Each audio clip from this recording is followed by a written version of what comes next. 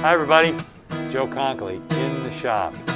Today we're going to get back to this 70s D-28 brace replacement project. We have the actual body without the braces on. I'm going to quickly take this, well, not so quick, I guess, but take this, there it is, okay. Take this interior spreader out, just so we can see the unencumbered interior of the instrument. I'm now in the process of creating some brace blanks from some Adirondack spruce, fairly well quarter sawn. I don't know if you can see the end of that brace and its grain lines pretty much 90 degrees are following the edges of this new brace blank.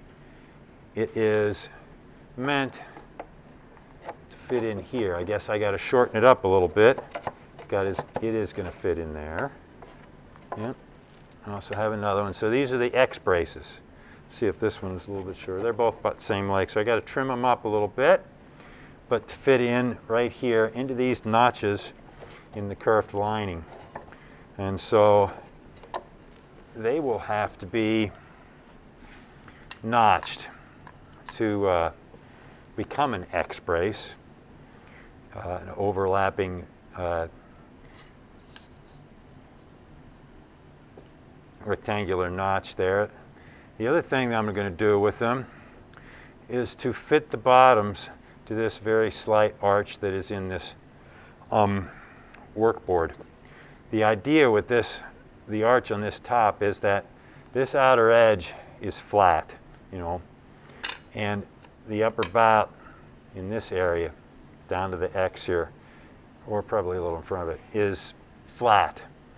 And down here, at its widest point specifically, here at the widest point of the lower brow, is a 30-foot radius that doesn't go from edge to edge exactly because this edge is flat. Somewhere right about an inch and a half or so in from that edge starts that 30-foot radius. Same from here up to about here. You can also see that a little bit as I flex that down in there. So I'm going to take probably, I've done this small variety of ways, but the simplest way is to set this in here, take a pencil, and follow this contour here. As you can see, that gives me that curve there. It's pretty subtle, but it's a little bigger over there, flatter over here. So now I'm going to, really what I want though, is I want this line to meet the tallest point here. So let's try that again.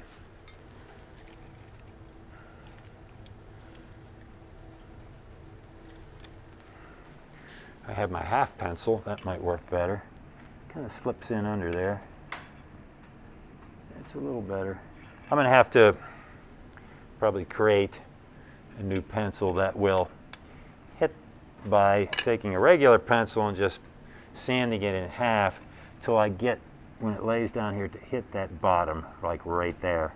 So I can create that line, which will allow me to sand or plane that amount of material off to fit that curve, and then I will come back here and you know, little by little fit this so it sits there without putting any pressure on it here to create that arch, while at the same time it is notched and they both fit like that.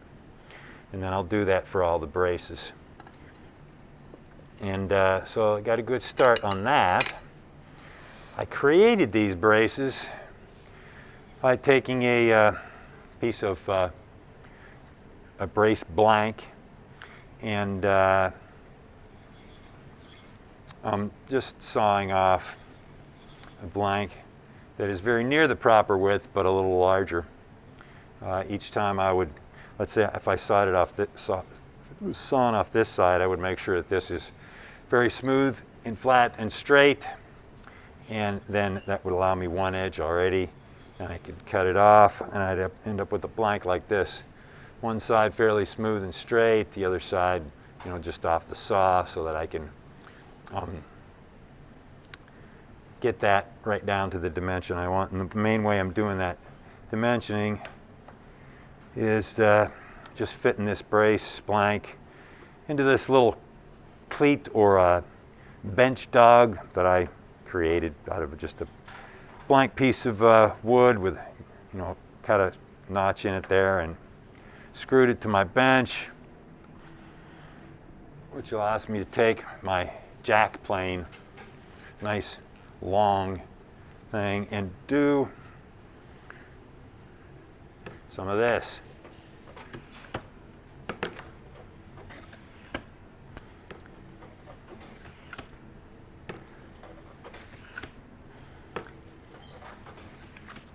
It's taken off all the high points on that sawn blank and starting to,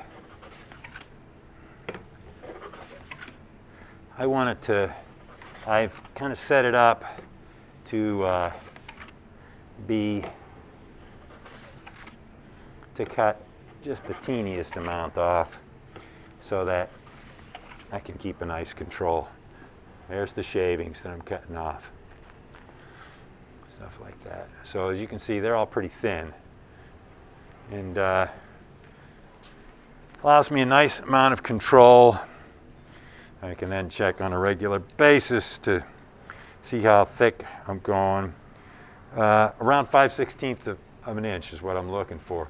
Took those dimensions in this brace pattern off a 1937 D-28 Martin that we had in the shop back when I started working here 30 some odd years ago.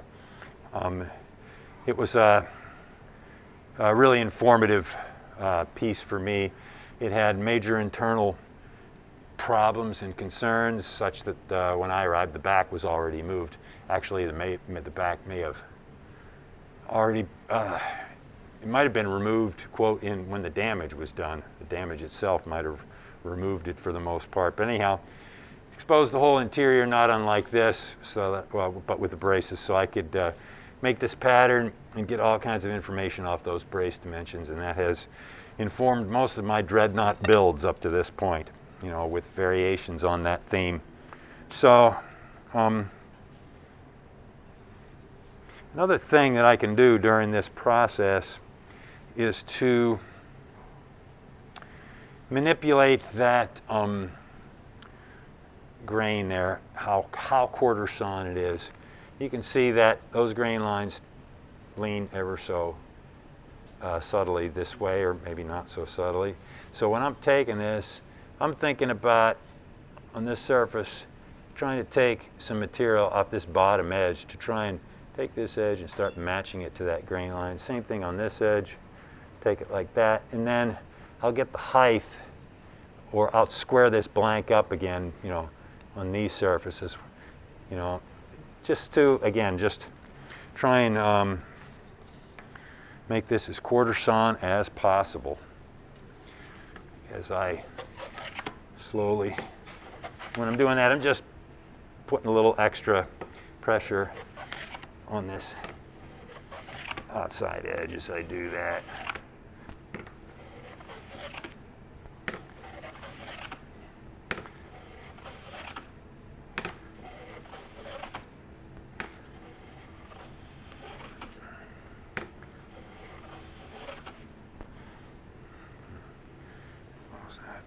Yeah.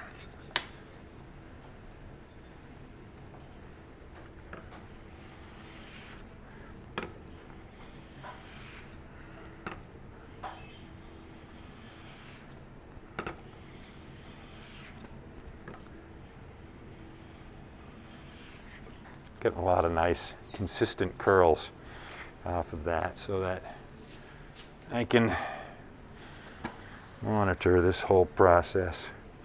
So I'm going to just keep going on that till I approach that line of the thickness that I'm looking for. As I said, it's around 5/16 of an inch. And we're getting there on that. Now we'll proceed with this whole process till I have all of these braces lined up. The 2X, the 2 tone bars, and the transverse brace, which goes under the fingerboard, 4 smaller finger braces, the 3 flat braces that go around the sound hole. The 1937 guitar did not have what we call the popsicle brace. This one right here, I left that one in there because it's good. It's perfectly fine. It's doing its job, which is to help to prevent cracks that occur from the string tension of the neck wanting to have everything collapse into the sound hole. And so that, you know, it serves a reasonable purpose. And these 2 patterns are slightly different in that this one from the 70s guitars is what's called a non-advanced X. And that X brace is, grabbing a ruler here, that X brace is 1.5, yeah, somewhere right around 1.5 inches in from the edge of that sound hole is where this X brace crosses right there. That's not the center of it, that's just the start of it right there. Whereas this pattern, which I'm going to grab my plexiglass template that I created to show this thing and create this workboard. I don't have the sound hole drawn on the workboard here, but I do have a sound hole. And this is 1 inch right here. That's 1 inch where that, so this is what's called an advanced X. Advanced toward the sound hole. That advanced X does several things. For starters, this point here, where the X brace comes up and is fairly close to the transverse brace, pretty much stays stable, so that you might have this for the non-advanced X and this for the advanced X. A bit of an exaggeration there, but you'll notice that my fingertips out here, that's the point that changes. You know, where that brace gets notched in to the edge here. On the advanced X, it creates a bigger space here in the lower bout, so that there is a larger area of the top to vibrate, and thus usually what it does is, for starters, helps to emphasize the bass side of the bass response of the top and the guitar. And so, but it also lends to a little bit less structure down in that area too. So you have to balance those 2 things. And that's usually thought of as it would be a 1930 style bluegrass guitar tone and use. It could be used for all kinds of different things, but that's sort of the classic bluegrass one. The owner of this instrument actually already has a guitar in his collection that he uses, you know, for that style thing, a medium string bluegrass, you know, strung with medium strings, bluegrass guitar type thing that he really likes for that style music. He's hoping to use this guitar for something a little different, maybe like some rock and roll, you know, acoustic strumming type stuff. He also has a guitar that he really likes for finger picking. So we've decided to keep this same non-advanced X position for this guitar, but we are going to use Adirondack spruce braces because when chosen properly, they can be stiffer with the same mass and size, so that, because we need to lend some more structural integrity to this guitar. That's the main reason to start into this project. But we're going to scallop it too, so we're trying to get a little bit of a hybrid. Non-advanced X, but with scallop braces. We'll see how that all turns out, but that's the idea so far, and that's what we got. Me, my jack plane, and my braces. Just shaving a little bit off here. Certainly there are lots of ways to tackle this idea. This is the way that I have usually pursued it. So that's the way I'm going to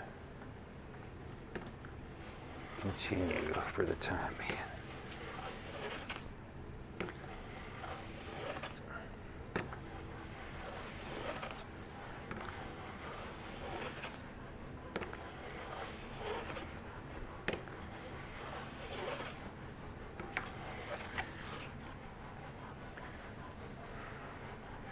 You can see that one where there's that little curl that I'm lifting up there, just that little bit.